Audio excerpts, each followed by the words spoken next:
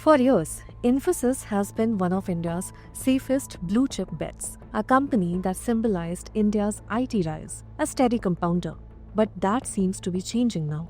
This year, Infosys has lost over 2 lakh crore rupees in market capitalization and has officially dropped out of India's top 10 most valued companies. So what's really going wrong? The sell-off intensified after Infosys announced its latest earnings. Now at first glance, the numbers looked solid.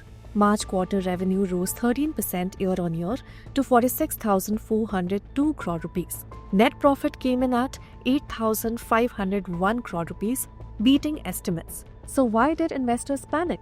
Because Infosys projected only 1.5 to 3.5% revenue growth for FY27 in constant currency terms. That fell well short of what investors were hoping for. The stock fell nearly 7% in a single session after the results. And so far in 2026, Infosys shares are down roughly 30%. Its market capitalization has now dropped to around 4.7 to 4.9 lakh crore rupees. That has pushed Infosys out of India's top 10 most valuable companies. Even Tata Consultancy Services, once India's second most valuable company, has now slipped to 6th place. Meanwhile, Life Insurance Corporation of India moved into the top 10 club with a valuation of roughly 5.1 to 5.2 lakh crore rupees. The biggest issue right now is weak client spending.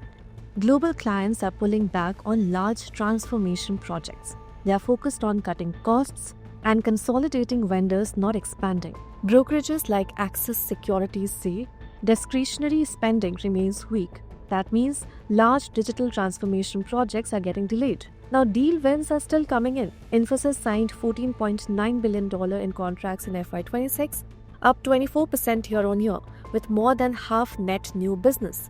But execution timelines are stretching, delaying when that revenue actually shows up. And then there is the biggest disruption of all, AI. Infosys has been aggressively pushing its AI platform, Infosys Topaz.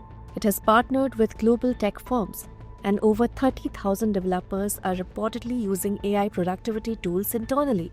But AI is also eating into the core business. Brokerages like HDFC Securities say AI-driven productivity gains are being passed on to clients. That means IT firms may end up doing more work for the same or even less revenue. Analysts call it deflation in the core business. So where is the money going then? Global capital is rotating. Foreign investment is flowing towards companies tied to AI infrastructure, chips, data centers, and semiconductors. Traditional IT services are being left behind. India's traditional IT outsourcing model is not the biggest winner in this AI race right now. Market experts say the leadership cycle is shifting. Earlier, it was IT, real estate, and capital goods. But now, the next wave could come from sectors such as semiconductors, data centers, energy, and CDMO manufacturing. Follow Business Standard for more stories.